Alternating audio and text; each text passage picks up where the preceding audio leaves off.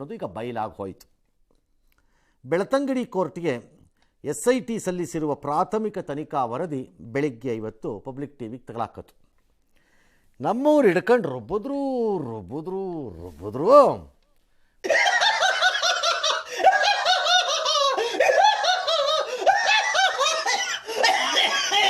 ಉಳಿದವರೆಲ್ಲ ತಡಬಡಾಯಿಸ್ಕೊಂಡು ಎದ್ದೇಳೋ ಅಷ್ಟರಲ್ಲಿ ಇವ್ರು ರುಬ್ಬಕ್ಕೆ ಸ್ಟಾರ್ಟ್ ಮಾಡಿಬಿಟ್ಟಿದ್ರು.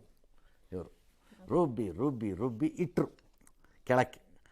ಸರಿ, ದಿನವಿಡೀ ಆಮೇಲೆ ಅದನ್ನೆಲ್ಲ ಪ್ರಚಾರ ಮಾಡಿದ್ರು. ರಾಜಕೀಯವಾಗಿ ಸಹಜವಾಗಿ ರಾಜಕೀಯ ಮತ್ತು ಇನ್ನಿತರ ವ್ಯಕ್ತಿಗಳು ಸಂಬಂಧಪಟ್ಟವರೆಲ್ಲ ಅದಕ್ಕೆ ಪ್ರತಿಕ್ರಿಯೆಗಳನ್ನು ಕೊಡಲಿಕ್ಕೆ ಪ್ರಾರಂಭ ಮಾಡಿದ್ರು. ಬುರುಡೆಯ ದುಷ್ಟಕೂಟ, ಮಾಸ್ಕ್ ಮ್ಯಾನು ದುಷ್ಟಕೂಟ ಎಲ್ಲರ ಆಟ ಈಗಿಲ್ಲಿ ಬೆತ್ತಲಾಗಿ ಹೋಯಿತು. ಅಪರಾಧ ಕೃತ್ಯದಲ್ಲಿ ಚಿನ್ನಯ್ಯ, ಮಹೇಶ್ ಶೆಟ್ಟಿ ತಿಮರೋಡಿ, ಗಿರೀಶ್ ಮಟ್ಟಣ್ಣನವರ್, ವಿಠ್ಠಲಗೌಡ, ಟಿ ಜಯಂತ್ ಹಾಗೂ ಸುಜಾತಾ ಭಟ್ ಶಾಮೀಲು ಇವರೆಲ್ಲ ಅಂತ ವರದಿಯಲ್ಲಿ ಹೇಳಿದ್ದಾರೆ.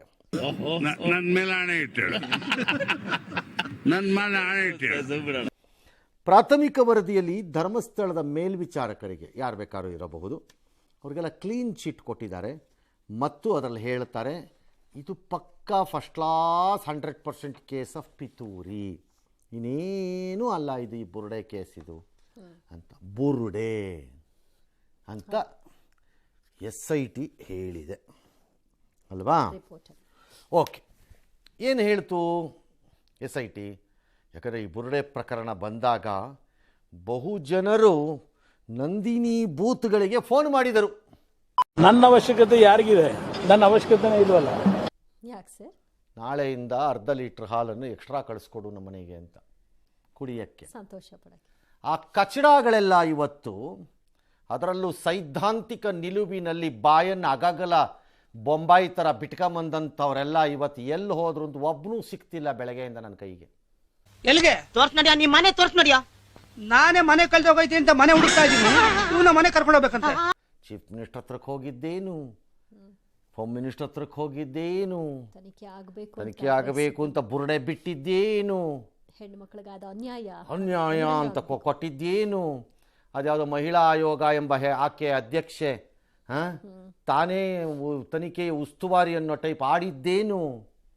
ನೀನ್ ಪಾದ ಜೆರಾಕ್ಸ್ ಮಾಡಿ ಕೊಟ್ಬಿಡ್ತೀರಾ? ಸಾಯಂಕಾಲ ಬೆಳಿಗ್ಗೆ ಇಟ್ಕೊಂಡು ಪೂಜೆ ಮಾಡ್ತೀನಿ. ಅವರೆಲ್ಲರೂ ಬರಬೇಕು ಈ ಪಿತೂರಿ ಒಳಕ್ಕೆ.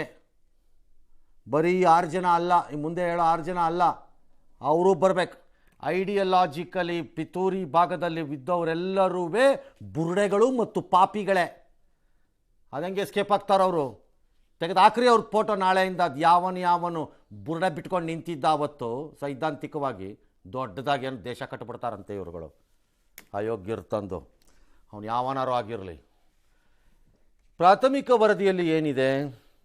ಚಿನ್ನಯ್ಯನ ವಿಚಾರಣೆ, ಸಾಕ್ಷಿದಾರ ಅವನು ಯಾರೋ ಪ್ರದೀಪ್ ಅನ್ನೋದು ಯಾರ್ದೋ ಹೇಳಿ, FSL ರಿಪೋರ್ಟ್ಗಳು, ಬ್ಯಾಂಕ್ ಖಾತೆಗಳ ಪರಿಶೀಲನೆ, ಒಂದಷ್ಟು ಎಲೆಕ್ಟ್ರಾನಿಕ್ ಎವಿಡೆನ್ಸ್ಗಳು, ಮೆಡಿಕಲ್ ರಿಪೋರ್ಟ್ಸ್, ಸಾಕ್ಷ್ಯಾಧಾರ ಎಲ್ಲ SITನವರು ತನಿಖೆ ಮಾಡಿ ಅದರೊಳಗಡೆ ಕೊಟ್ಟಿದ್ದಾರೆ. ಈಗ ಅದರಲ್ಲಿ ಹೇಳ್ತಾರೆ ಧರ್ಮಸ್ಥಳದ ಮೇಲ್ವಿಚಾರಕರಿಗೆ ಕಳಂಕ ತರುವುದಕ್ಕೆ ಮಾಡಿರುವ ಪಿತೂರಿ, ಹುನ್ನಾರ ಇದು.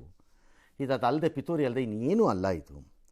ತನಿಖೆಗೆ ಆರೋಪಿಗಳ ಅಸಹಕಾರ ತೋರಿಸಿದರೆ ಯಾಕಪ್ಪ ತನಿಖೆ ಬೇಕು, ಧರ್ಮಸ್ಥಳದ ಬುರುಡೆ ಕೆತ್ಬಿಡ್ತೀವಿ, ನಮ್ಮ ಹತ್ರ ಎಲ್ಲ ದಾಖಲೆ ಇದೆ. ಅವನು ಕಚಡ ಪೊಲೀಸ್ ವ್ಯಾನಲ್ಲಿ ಕೂತ್ಕೊಂಡು ಬಾಯಿಗೆ ಬಂದಂಗೆ ಮಾತಾಡ್ತೀಯನೋ, ನಾಲ್ಗೆ ದೊಡ್ಡದಿದೆ ಅಂತ ತಿಮರೋಡಿ ಈ ಇಡಿಯಟ್ಗಳು ತಗೊಂಬಂದು ಇವತ್ತೇನು ಹೇಳ್ತೀಯ? 10 ವರ್ಷಗಳಿಂದ ಎದೆಯಲ್ಲಿ ಬೆಂಕಿಯನ್ನು ಇಟ್ಟುಕೊಂಡು ಏನು ಮಾಡದೆ ಆರಿಸಿಕೊಳ್ಳುವುದು. ಅವತ್ತು ಮಾಧ್ಯಮಗಳ ಮೇಲೆ ಎಗರಿದ್ದೆ, ಇವತ್ತು ಅಯೋಗ್ಯ ತಗೊಂಬಂತು. ಅಯೋಗ್ಯರೇ ಇವರೆಲ್ಲ. ಯೋಗ್ಯರಾಗಿದ್ರೆ ಇವೆಲ್ಲ ಮಾಡ್ತಿರ್ಲಿಲ್ಲ. ಒಂದು ಘಟನೆ ನಡೆದಿದೆ, ನಾನು ಇಲ್ಲಿವರೆಗೂ ತಡ್ಕೊಂಡಿದ್ದೆ ಈ ಕಚಡಾದ ಬಗ್ಗೆ ಮಾತಾಡ್ಕೊಡ್ದು ನಾನು ಅಂತ.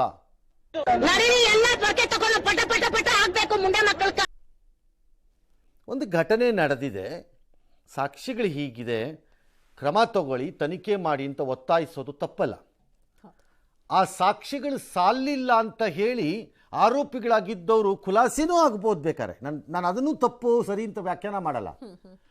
ಏನೂ ಇಲ್ಲದೆ ಬುರುಡೆ ಬಿಟ್ಕೊಂಡು ಓಡಾಡಿ ಮಧ್ಯದಲ್ಲಿ ನಮ್ಮೇಲೆ ನಾವೇನೋ ಸೃಷ್ಟಿ ಮಾಡಿದವನಿಗೆ ನಾವು ಮಾಡಿದ್ವೇನೋ ಕಚಡ. ಏನಂತೆ ಬೋಸುಡಿ? ನಾವು ಮಾಡಿದ್ವಾ ಇಡಿಯಟ್ ತಗೊಂಬಂದು? ಇವ್ರು ಮಾಡಿದಕ್ಕೆ ನಮ್ಮ ಸಪೋರ್ಟ್ ಇರಬೇಕಿತ್ತು ಅಂತನ ಅವ್ರ ಬೈಕ್ ಹೇಳಿದ್ದಾರೆ. ಸಪೋರ್ಟ್ ಮಾಡಿಲ್ಲ ಅಂತ ಯಾಕೋ ಮಾಡಬೇಕು ಸಪೋರ್ಟ್ನ? ಇಂಥ ಕಚಡಾಗೆ ಏನು ತಿಂತೀರಿ ನೀವೆಲ್ಲ ಮನೆಯಲ್ಲಿ? ಆಕ್ಚುಲಿ ಗಾಂಡುಗಿರಿ ಅಂತ ಹೇಳಿದ್ರಲ್ಲ, ಅವ್ರು ಗಂಡ್ಸಾಗಿರಿ ಇವತ್ತು ಬಿಡಕ್ಕೆ ಕೇಳ್ರಿ. ಅದನ್ನ ಇವತ್ತು ಬಿಡ್ಲಿಲ್ಲ, ದಯವಿಟ್ಟು ನೀವುಗಳು ಸುಮ್ಮನೆ ಟೈಮ್ ಪಾಸ್ ಮಾಡಬೇಡ್ರಿ. ಅಂಟಿಲ್ಲ ನನ್ಲೆಸ್ ಅವ್ರು ಬಿಟ್ರಾ ಅವಾಗ ಬಂದು ಕೇಳ್ರಿ. ನಾನು ದಿನ ಏನಾಗುತ್ತೆ ನೋಡೋಣ ಅದನ್ನು ಅಂತ. ತಾಂತ್ರಿಕ ಸಾಕ್ಷಿಗಳ ವರದಿ ಎಲ್ಲವನ್ನ ಅಂತಿಮ ವರದಿ ಸಲ್ಲಿಕೆ ಮಾಡಿದ್ದಾರೆ. ಏನದು? ಯಾರು ಈ ಕಚಡಗಳು, ಪಿತೂರಿಗಾರರು, ಮಾಸ್ಕ್ ಮ್ಯಾನ್? ಇವ್ರು ಯಾರು ಅನ್ನ ತಿನ್ನೋರಲ್ಲ, ಎಲ್ಲ ಹೆಸ್ಗೆ ತಿನ್ನೋರೆ. ಇಲ್ಲಿದ್ರೆ ಇಂಥ ಬುದ್ಧಿ ಬರಲ್ಲ. ಬ್ರೈನ್ ಡೆವಲಪ್ ಆಗ್ತಿತ್ತು ಒಳ್ಳೆ ಅನ್ನ ತಿಂದಿದ್ದಿದ್ರೆ. ಕೆಲಸ ಮಾಡಿದ ಸಂಸ್ಥೆ ಮಾಸ್ಕ್ ಮ್ಯಾನ್ ಚಿನ್ನಯ್ಯನಿಗೆ ಸೌಜನ್ಯ ಮಾಮ ವಿಠಲಗೌಡ ಎಂಬಾತ ಪರಿಚಿತನಂತೆ. ಒಬ್ಬ ಒನ್ ಆಫ್ ದಿ ಅಕ್ಯೂಸ್ಡ್. ಈಗ ಆಗ್ತಾರೋ ಕೋರ್ಟಿನ ತೀರ್ಮಾನ ಮಾಡುತ್ತೆ. ನಾಳೆ ಕೋರ್ಟ್ ಏನು ಹೇಳುತ್ತೆ ನಿಮ್ಮ ಪಾತ್ರದ ಬಗ್ಗೆ ನನಗೆ ಗೊತ್ತಿಲ್ಲ. ಇವತ್ತು ಹೇಳ್ತಿರೋದು ಕೇಳ್ತಾ ಇದ್ದೀನಿ ನಾನು ಅಷ್ಟೇ.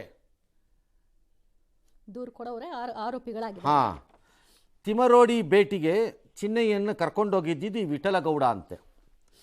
ಅವ್ರ ಮನೆಯಲ್ಲಿ ಕೂತ್ಕೊಂಡು ಪ್ಲಾಟ್ ಮಾಡಿದ್ರಂತೆ. ಧರ್ಮಸ್ಥಳದವ್ರನ್ನ ಮುಗಿಸ್ಬಿಡೋಣ ಅಂತ. ಆಯ್ತು, ಮುಗಿಸ್ಬೇಕು. ಏನಕ್ಕೆ? ಹುಟ್ಟ ಹರಾಮ್ ಕೋರ್ ನನ್ನ ಮಗ ಇವನು. ಏಕವಚನದಲ್ಲಿ ಮಾತಾಡಬೇಡಿ. ಉದ್ದೇಶ ಏನು? ಶವ ಹೂತಿರೋದಾಗಿ ಚಿನ್ನಯ್ಯನ ಹೇಳಿಕೆ ರೆಕಾರ್ಡ್ ಮಾಡ್ತು ಈ ಗ್ಯಾಂಗು. ಬುರ್ಡೆ ಕೊಟ್ಬಿಟ್ಟು ಪೊಲೀಸರು ಕೊಡಿಸಿದ್ರು. ಯಾವುದೋ ಬುರ್ಡೆ, ಅದೇ ಅವಾಗ ನಾವು ಹೇಳಿದ್ವಲ್ಲ, ಎಲ್ಲಿಂದನೋ ತಂದಿರೋ ಬುರ್ಡೆ ಅದು, ಸಂಬಂಧವಿಲ್ಲದೆ ಇರೋ ಬುರ್ಡೆ ಅದು. ತಂದವನು ಕೊಟ್ಟರು. ಅವನು ಅದನ್ನು ಬ್ಯಾಗಿಗೆ ಹಾಕ್ಕೊಂಡ. ಅದಕ್ಕೇನು ಲೈಟ್ ಬಿಟ್ಬಿಟ್ಟು ಒಂದು ವಿಡಿಯೋ ಮಾಡಿದ್ರು. ಅದನ್ನು ಇನ್ಯಾವನೋ ಒಬ್ಬ ಕಚಡ ಇಡಿಯಟ್ ಫೂಲ್ ಲೈಕ್ಸ್ಗೆ ಯೂಟ್ಯೂಬ್ಗೆ ಹಾಕದ. ಹೊಡಿಬೇಕು ಮುಖಕ್ಕೆ ಹಿಡ್ಕೊಂಡು. ಒಂದ್ ಸ್ವಲ್ಪ ಕರುಣೆ ಇರ್ಲಿ. ಇದೆ ಕೈ ಮುಗಿದು ಬೇಡ್ತೀನಿ, ಕರುಣೆ ಇರ್ಲಿ. ಪ್ರೀತಿ ಇದೆ, ಈ ತರ ಪ್ರೀತಿ ಇದೆ, ಕರುಣೆ ಇಲ್ಲ. ಅಯೋಗ್ಯ ಜರ್ನಲಿಸಮ್ ಅಂತ ತಗೊಂಬಂದು ನಾಚಿಕೆ ಆಗಲ್ಲ ನಿನಗೆ? ಜರ್ನಲಿಸಮ್ ಹೆಸರಿನಲ್ಲಿ ಮಾಡಿದ್ದಕ್ಕೆ ನಿನ್ನ ಯೋಗ್ಯತೆಗಳಿಗೆ. ನೆಟ್ಟಿಗೆ ಜರ್ನಲಿಸಮ್ ಮಾಡಿ ಖ್ಯಾತಿ, ಹೆಸರು, ನಂಬಿಕೆ, ವಿಶ್ವಾಸ ಉಳಿಸ್ಕೋಬೇಕು ತಾಕತ್ತಿದ್ರೆ. ಇದಲ್ಲ ನಡೆದಿರೋ ರೀತಿ. ಬುರುಡೆ ಬಿಟ್ಕೊಂಡು ಅದ್ಯಾವುದೋ ತಂತ್ರಜ್ಞಾನಗಳನ್ನು ಯೂಸ್ ಮಾಡ್ಕೊಂಡು ಮಾಡೋದು. ಕಪಾಳಕ್ಕೆ ಹಾಕಬೇಕು ಇಂಥವಕ್ಕೆಲ್ಲ. ನಮ್ಮ ಸಂಘಟನೆಗಳು ಬಿಡಿ, ಉಪ್ಪಿಂಗ್ ಹಾಕೊಂಡು ನೆಕ್ಕಕ್ಕಿವೆ ಅಷ್ಟೇ ಎಲ್ಲ ಹೂವೆ. ಧರ್ಮಸ್ಥಳದ ಮೇಲ್ವಿಚಾರಕರ ವಿರುದ್ಧ ಪ್ಲಾನ್ ಮಾಡಿದ್ರು, ರೆಕಾರ್ಡ್ ಮಾಡಿದ್ರು, ಪೊಲೀಸರಿಗೆ ದೂರು ಕೊಡಿಸಿದ್ರು. ಚಿನ್ನಯ್ಯ ಹಣ ಪಡೆದು ಸುಳ್ಳು ಹೇಳಿರೋದು ಬಯಲು. ಅಂದರೆ ಇವ್ರು ಯಾರ ಥರನೋ ದುಡ್ಡು ಇಸ್ಕೊಂಡಿದ್ದಾನೆ ಅವನು. ದುಡ್ಡುಗೋಸ್ಕರ ಆತ ಮಾಡಿದ್ದಾನೆ. ಫೇರ್. ಒಂದು ಯಾಕೆ ಮಾಡಿದ್ರೆ ಇದನ್ನು ಗೊತ್ತಾಗ್ತಿಲ್ಲ ನನಗಿನ್ನೂ. ಹಣ ಯಾಕೆ ವೆಚ್ಚ ಮಾಡಬೇಕು ಅಂದರೆ ಇವರ ಆಸಕ್ತಿ ಮತ್ತು ದ್ವೇಷ ಅಥವಾ ಇನ್ನೇನು ಲೆಕ್ಕಾಚಾರಗಳು ಇತ್ತು ಅಂತ ಅನ್ಸುತ್ತೆ. ಹೌದಲ್ವಾ? ನನಗೆ ಈ ಲಾಜಿಕ್ಕೇ ಗೊತ್ತಿರಲಿಲ್ಲ. ಈ ಮೂಲಕ ಏನೋ ಲಾಭ ಅಥವಾ ಬ್ಲ್ಯಾಕ್ ಮೇಲಾ ಗೊತ್ತಿಲ್ಲ. We don't know. ಇಲ್ದಿರ ಯಾರೋ ಒಬ್ಬ ದುಡ್ಡು ಕೊಟ್ಟು ಇನ್ಯಾವನ್ನೋ ಕರ್ಕೊಂಬಂದು ಪ್ಲ್ಯಾಂಟ್ ಮಾಡಿ ಅವನನ್ನು ಅವನ ಕೈಲಿ ಸುಳ್ಳು ಹೇಳಿಸಿ ಇಷ್ಟು ಡೀಟೈಲ್ಡ್ ಒಂದು ಪಿತೂರಿ ಸ್ಟೋರಿ ರೆಡಿ ಮಾಡಿ ಎಲ್ಲ ಯಾಕೆ ಮಾಡ್ತಾರೆ ಯಾರು ಒಬ್ರು? ಯಾಕೆ ಮಾಡಬೇಕು? ಅದು ಯಾರ ಮೇಲಾರು ಆಗಲಿ. ಚಿನ್ನಯ್ಯನಿಗೆ ಆಮಿಷ ಒಡ್ಡಿ ಒಂದು ತಿಮರೋಡಿ ಕತೆ ಇದು. ನೆಕ್ಸ್ಟು ಇದು ಫಸ್ಟು ಚಿನ್ನಯ್ಯನ ಕತೆ ಇದು. ನೆಕ್ಸ್ಟ್ ಈಗ ಒಂದು ತಿಮರೋಡಿ ಕತೆ. ಅವನು ಆಮಿಷ ಒಡ್ಡಿ ದೂರು ಕೊಡಿಸಿರೋ ಆರೋಪ ಅನನ್ಯ ಭಟ್ ಪಾತ್ರವನ್ನು ಸೃಷ್ಟಿ ಮಾಡದಂತೆ. ನೆಮ್ಮದಿಯಾಗಿ ಅವ್ನು ಕೂತ್ಕೊಂಡು 4 ಫಿಲಮ್ಗಾದ್ರೂ ಸ್ಟೋರಿ ಲೈನ್ ಬರೀಬೋದಿತ್ತಲ್ಲೋ.